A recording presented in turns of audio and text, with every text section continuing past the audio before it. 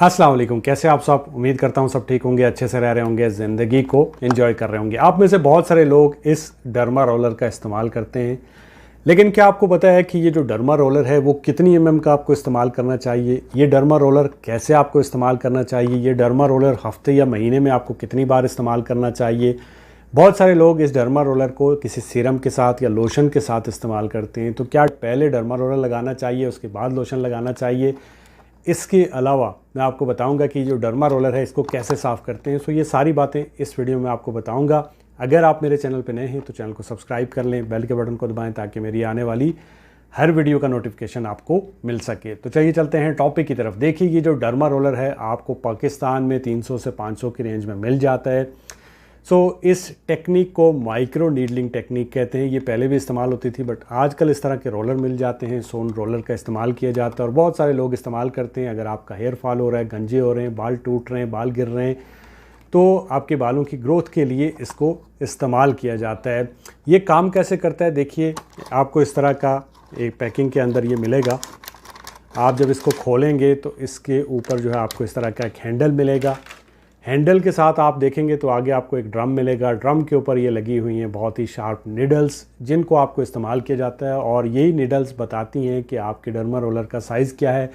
अमूमन अगर आप मार्केट में जाएंगे तो मुख्तलिफ़ साइज़ के अंदर आपको मिल जाता है, जैसे 0.1 mm के अंदर, 0.25 mm के अंदर, 0.2 mm के अंदर, 0.3 mm के अंदर, 1 mm के अंदर, 1.5 mm के अंदर।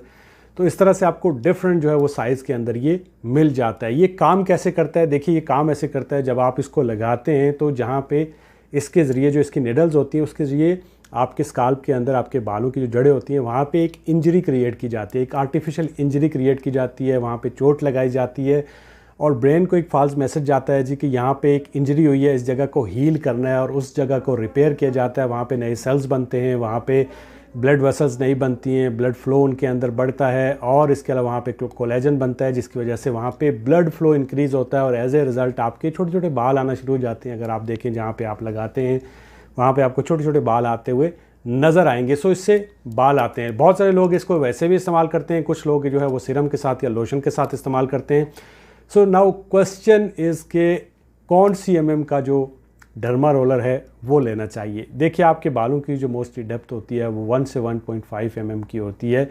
अगर आप 0.1 mm का ले लेंगे या 0.2 mm का, 0.3 mm का ले लेंगे तो वो काम नहीं करेगा। सबसे पहले आपने ये करना है कि जब आपने डर्मा रोलर ख़रीदना है तो वो 1 mm का होना चाहिए कम से कम। और अगर आप थोड़ा पेन को बेयर कर सकते हैं तो आप 1.5 mm का डर्मा रोलर भी इस्तेमाल कर सकते हैं।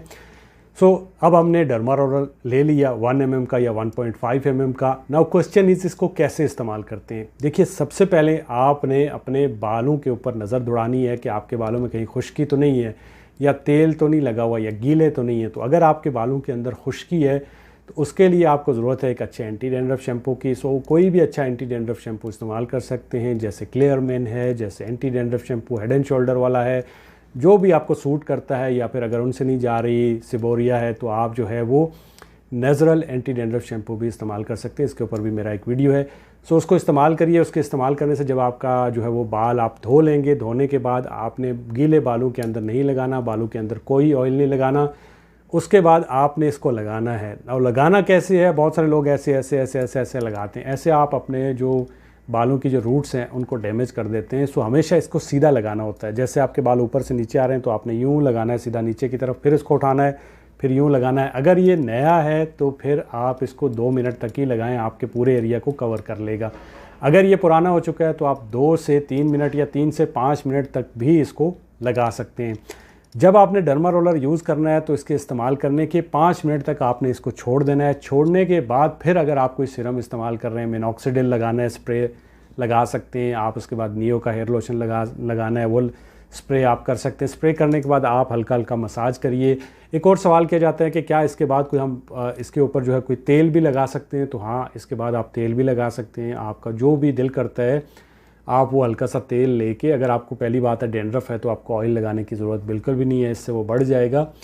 अगर आपने कोई ऑयल लगाना ही है, जैसे कोकोनट ऑयल है या कोई भी आप लगाते हैं, वो हल्का सा लेके मसाज कर सकते हैं। एंड जब आपने उसको कवर करना हो, एंड करना हो, उस वक्त आप इसको लगा सकते हैं। एक और सवाल है जी कि हफ्ते में कितनी बार इस्तेमाल करना चाहिए। देखिए, हफ्ते में सिर्फ एक बार रिकमेंड किया जाता है या ज़्यादा से ज़्यादा 2 बार, इससे ज़्यादा आपको नहीं करना होता, या महीने में आपको 4 से 5 दफ़ा करना होता है। इससे बहुत ज़्यादा करेंगे तो आपकी जो रूट्स हैं वो डैमेज हो जाएंगे और एज ए रिज़ल्ट आपको फ़ायदे की बिना बजाय नुकसान हो जाएगा। अच्छा, इसके अलावा एक और सवाल है जी कि इसको साफ़ कैसे करते हैं। देखिए, जब आप इसको इस्तेमाल कर लेते हैं, बहुत सारे लोग अगर कमरे में 4-5 रह रहे हैं तो जो भी जाता है वो उठा के ऐसे लगाना शुरू कर देता है। तो इसके ऊपर होती है निडल्स। जब आप इस्तेमाल करते हैं तो इसके ऊपर कुछ पार्टिकल्स भी लगे होते हैं, आपका ब्लड भी होता है। तो अगर आप ये कोई और इस्तेमाल करेगा तो उसको, अगर आपको हेपेटाइटिस है या उसको हेपेटाइटिस है या फिर उसको कोई बीमारी है, कोई एलर्जी है, तो आपको भी हो जाएगी। सो आपने सिर्फ अपना ही इस्तेमाल करना है, और इस्तेमाल करने के बाद ये आपने धोना भी है। अगर आप दोबारा इसी तरह लगाना शुरू हो जाएंगे तो इसके ऊपर बैक्टीरिया होते हैं, बैक्टीरियल ग्रोथ की वजह से आपको इन्फेक्शन हो जाएगा, बैक्टीरियल इन्फेक्शन हो जाएगा, स्किन इन्फेक्शन हो जाएगा। सो इसको धोना कैसे है, अगर आपके पास अल्कोहल है तो आप उसके ऊपर स्प्रे करके हल्का सा इसकी सरफेस को साफ़ कर सकते हैं। अगर आपके पास वो नहीं है तो आप बहते हुए पानी में रनिंग वाटर के अंदर रख के इसको धो सकते हैं और इसको निकाल सकते हैं। सबसे जो अच्छा तरीका ये होता है कि आप पानी थोड़ा सा बॉयल करें और उस बॉयल किए हुए पानी के अंदर इसको थोड़ा सा डुबोने के बाद इसको निकालें और ऐसे हिलाएं और वापस रख दें। लेकिन जो इसकी निडल्स हैं वो उसके पेंदे के अंदर मत लगाएं। अगर लगाएंगे तो ये पिघल जाएंगी और ये जो भी इसकी जो निडल्स हैं वो मुड़ जाएंगी और उसके बाद आपको ये फ़ायदा इससे नहीं होगा। तो उसके बाद आप इसको सिर्फ पानी में ऐसे करके, गर्म पानी के अंदर, उसके बाद आप इसको ऐसे करके रख दें और दोबारा इस्तेमाल करें। कितने अरसे तक इस्तेमाल कर सकते हैं, अगर आपका जो ये है डर्मा रोलर है वो अच्छा वाला है तो आप 3 से 5 महीने तक भी इसको इस्तेमाल कर सकते हैं। एक और सवाल किया जाता है कि डर्मा रोलर क्या अकेला काम करता है। देखिए, डर्मा रोलर अकेला काम करता है, आप इसको लेके इस्तेमाल कर सकते हैं, लेकिन बेहतर रिजल्ट के लिए अगर आप इसके साथ कोई सिरम इस्तेमाल करेंगे, जैसे मिनॉक्सिडिल है, जैसे नियो का हेयर लोशन है, और उसके साथ बायोटीन की टैबलेट यूज़ करेंगे तो ये आपको ज़्यादा फ़ायदेमंद होगा। सो ये थी डर्मा रोलर के बारे में वीडियो। होप्स हो कि वीडियो आपको अच्छी लगी होगी। वीडियो अच्छी लगे तो चैनल को सब्सक्राइब करें। मुझे अपनी दुआओं में याद रखिएगा। अल्लाह हाफ़िज़।